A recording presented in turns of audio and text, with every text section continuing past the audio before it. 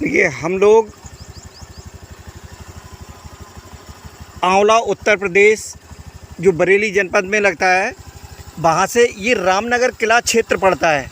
इसमें आप देख रहे होंगे इस रास्ते के दोनों तरफ ऐसे कम से कम पीछे 1 किलोमीटर से ज़्यादा दूरी से इसी तरीके से ये पूरा रास्ता है। आप अनुमान लगा सकते हैं कि ये क्षेत्र कोई ना कोई बहुत पुरातन है, पौराणिक है। और इसका कौन सा पौराणिक है मैं वो बता देता हूँ। ये जो क्षेत्र है ये महाभारत कालीन राजा द्रुपद का नाम आपने सुना होगा।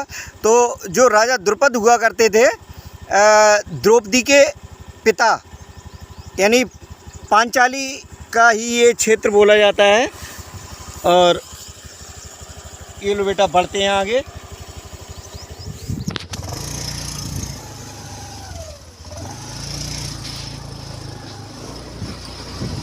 हम लोग पहुंचने की कोशिश कर रहे हैं। मेन जो इनका किला होता था, इसको रामनगर किला भी बोला जाता है। और राजा द्रौपदी के पिता राजा द्रुपद का जो मेन किला है, यहाँ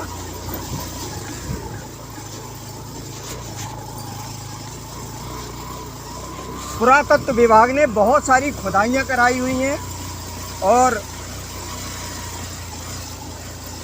जिसमें भीम की गदा वगैरह ऐसे ऐसे अवशेष यहाँ मिल चुके हैं। तो वो अवशेष मिलने के बाद में कुछ ही वर्षों में अब ये बहुत बड़ा ऐतिहासिक स्थल भी बनने वाला है।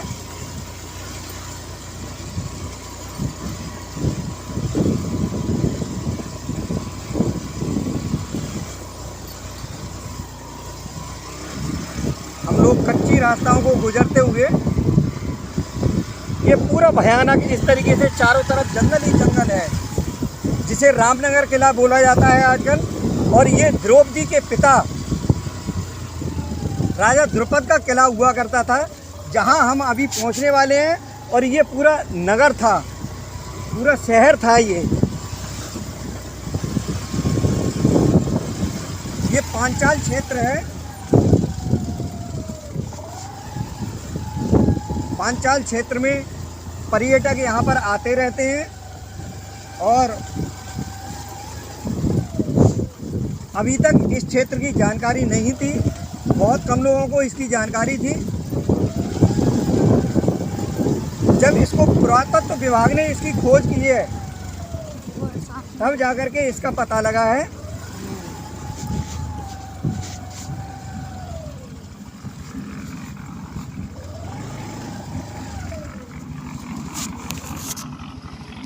उधर से रास्ता है। देखिए, यहाँ रास्ते वगैरह का निर्माण हो रहा है और एक सामने जो टीला सा आप देख रहे हैं, यही किला हुआ करता था। और अभी कुछ कार्य यहाँ प्रगति पर है, आगे रोड वगैरह पड़ रहा है, तो इसलिए हम दूसरे रास्ते से जाने की कोशिश करते हैं। देखिए, यहाँ हमने एक ये जो टीला सा दिखाई दिया, ये भी राजा द्रुपद का हुआ करता था। और यहाँ सरकारी पुरातत्व विभाग ने पहुँच करके अपना ये तिरंगा झंडा जो लगाया हुआ है, यहाँ ध्वजारोहण भी हो चुका है। और ये पूरा राजस्व में के अंडर में पहुँचा हुआ है। अब आपको जो भीम का गदा जो पुरातत्व विभाग ने खुदाई में प्राप्त की थी, उस गदा को भी आपको दिखलाते हैं। होल्ड कर लेना। देखिए, काफ़ी दूरी पर जो एक टीला सा फिर दिखाई दे रहा है। एक हमने टीला पहले दिखाया, यही राजा द्रुपद का किला हुआ करता था। और यहाँ शायद मेरे ख्याल में वो भीम की गदा हमें देखने को मिल जाए। तो जो अवशेष यहाँ प्राप्त हुए हैं, जो लोग कहते हैं कि सनातन नहीं था या सबसे पुराना जो धर्म है, पुरातन धर्म, वो सनातनी है। और सनातन में महाभारत भी था, इतने हजारों वर्ष पहले जो महाभारत हुआ था, आजकल जो तमाम धर्म हैं उनमें किसी की अवधि 2000 वर्ष है, किसी की 1500 वर्ष है, किसी की 3000 वर्ष है, लेकिन हमारा जो महाभारत जिसकी 5000 वर्ष से अधिक की अवधि हो चुकी है, उसके अवशेष आज भी मिल रहे हैं। जिसको लोग सिर्फ कहानी के रूप में मानते हैं वो सत्य है, परम सत्य है। ये सारी चीज़ें, ये पूरा आप देखेंगे इधर उधर जो ईंटें से फैली हुई हैं, ये सब उसी काल की हैं और उसी के ये भूखंड बने हुए हैं। ये जो बड़ा सा टीला है, ये सारा ये पांचाल क्षेत्र है।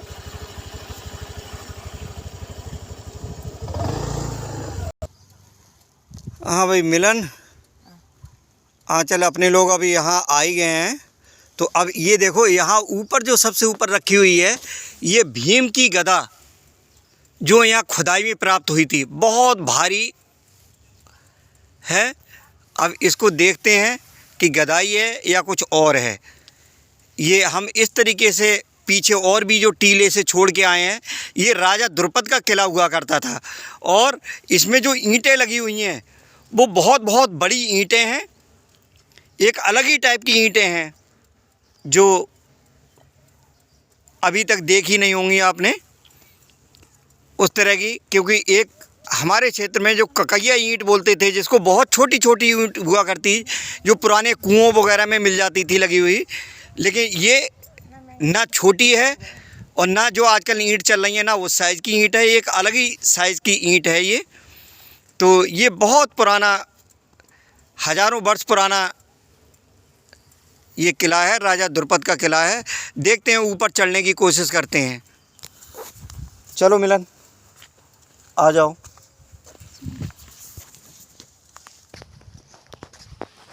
देखिए इस स्थान पर हम लोग किस तरीके से चढ़ेंगे, कोशिश कर रहे हैं। यहाँ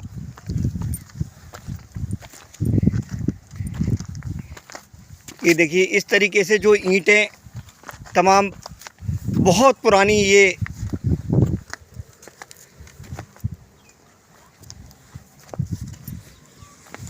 इसमें कुछ बाद में नई ईंटों को शामिल करके इसको रिपेयर भी किया गया है।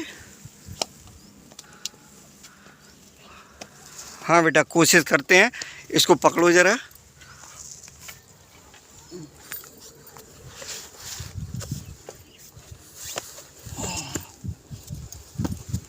देखते हैं ऊपर क्या है, वो गदाई है या कुछ और है किसी तरीके से। देखिए ये कितनी कितनी चौड़ी ईंट लगी हुई हैं इसमें, ये ऐसी ईंटें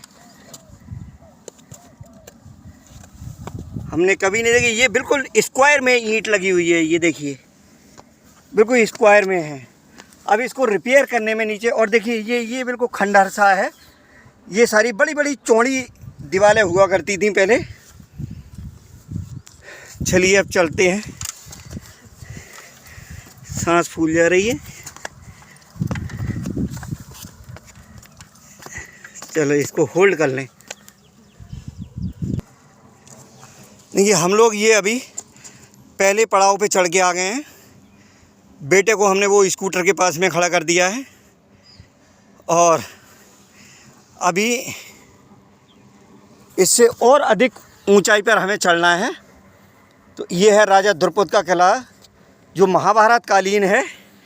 ये देख रहे होंगे सारे, काफ़ी दूरी पे वो बस्ती बनी हुई है। उसके अलावा ये सब जंगल ही जंगल है, किलोमीटरों में जंगल है, क्योंकि इस भूमि को उपजाऊ बना नहीं सकते।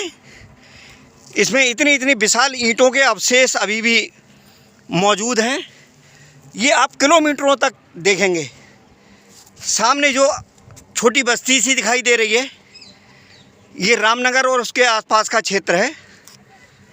रामनगर कस्बा जो जनपद बरेली में लगता है। अब बिल्कुल ऊपर चढ़ने के बाद में फिर देखते हैं, कोशिश करते हैं। इस किले पर चढ़ने के लिए एक रास्ता और हमें नज़र आ गया है।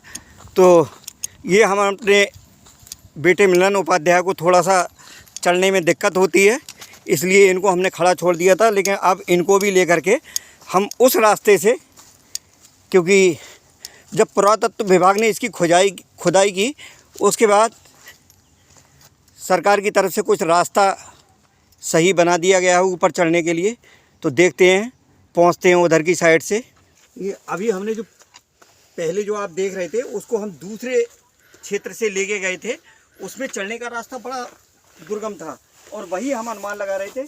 लेकिन जब पुरातत्व विभाग ने इसको सर्च किया है, इसकी खुदाई वगैरह की है, जिसमें भीम की गदा वगैरह जो 5000 वर्ष पुरानी गदा है वो जब निकली थी, और भी आज भी यहाँ खुदाइयाँ होती हैं तो तमाम पुराने सिक्के वगैरह ये सब निकलते हैं दूर तक किलोमीटरों में। इसमें सिर्फ ये जंगल ही जंगल और इसी तरह की ये ऊट पटांग पहाड़ी हैं, जहाँ थोड़ा सा कुछ लोगों ने उपजाऊ भूमि बना दी है, वहाँ खेती वगैरह भी हो रही है। बाकी ये पूरा जो खंडर है ये सारा किला ही था। और किला किसका था? ये राजा द्रुपद का किला था। बाकी इसकी जो पूरी जानकारी है वो इसके डिस्क्रिप्शन में हम देंगे।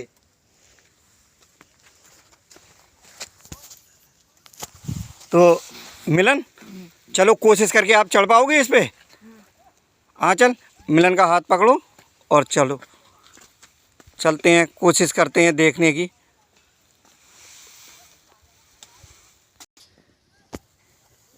ये देखिए, ये कम से कम इसमें जो ईंट इस्तेमाल हुई हैं ये ईंट हैं, कोई वो नहीं है पत्थर की शिला वगैरह, ये ईंट है। और ईंट का जो साइज़ है वो 12 इंच बाई 18 इंच का है कम से कम। और इस किला में जो शामिल हैं ये सारी ईंटें, ये इसी साइज़ की ईंटें शामिल हैं। इसका साइज़ कम से कम 12 इंच बाई 18 इंच का है, यानी कम से कम 1 फीट बाई 1.5 फीट की है। ये पूरे किले पे हम ऊपर चढ़ने की अभी कोशिश करते हैं।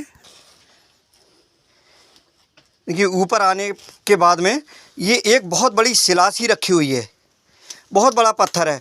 और इसमें एक ये जो स्पेस बना हुआ है, मुझे लगता है इसमें कुछ कूटने काटने का या ऐसा कुछ ना कुछ ये रहा होगा। लेकिन पहले जो भी होता था वो बहुत विशाल होता था। ये देखिए, जो दीवारें हैं ये कम से कम 3-3, 4-4 फीट चौड़ी बनी हुई हैं। ये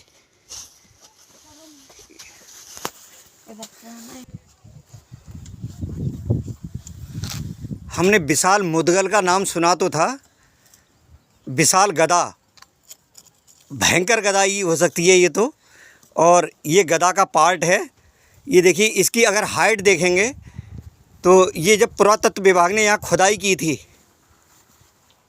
तब ये गदा निकली थी। ये देखिए, बच्चे इस गदा के टूटे हुए हिस्से पर, शायद मैं सोच रहा हूँ ये आधा पार्ट भी नहीं होगा, इसका ऊपर का हिस्सा तो है ही नहीं। अगर ये पूरी गदा रही होगी तो कितना साइज़ रहा होगा इसका। और बहुत भारी पत्थर की है ये भीम की गदा का पार्ट है, जो पुरातत्व विभाग ने जब खुदाई की तब ये प्राप्त हुआ था। तो ये खंडहर जैसा जो किला है, इसके सबसे ऊपरी भाग में ये रखी हुई है।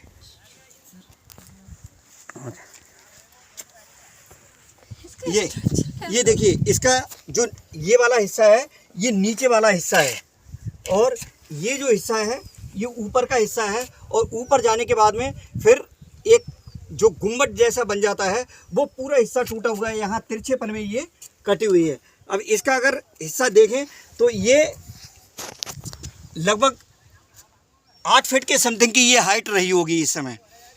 जब ये पूरी गदा रही होगी तो किस साइज़ की रही होगी ये अनुमान लगा सकते हैं। और इसको उठाने वाला भी कितना, वाकई जो कहते हैं तो ये जो भी है हमारे सनातन धर्म में ये गलत कुछ नहीं है। लोग मनगढ़ंत जो मानते हैं, इसमें वाकई उनमें 100 हाथियों का बल था। अगर 100 हाथियों का बल था तभी ये कम से कम मैं समझ रहा हूँ कि एक आध हाथी के वजन से ज़्यादा ही ये गदा रही होगी।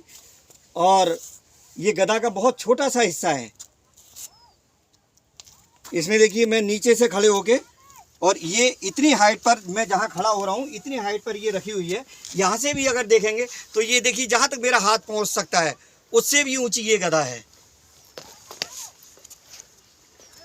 बाकी का यहाँ से कितना भी किलोमीटरों तक देखेंगे तो सिर्फ जंगल ही जंगल है।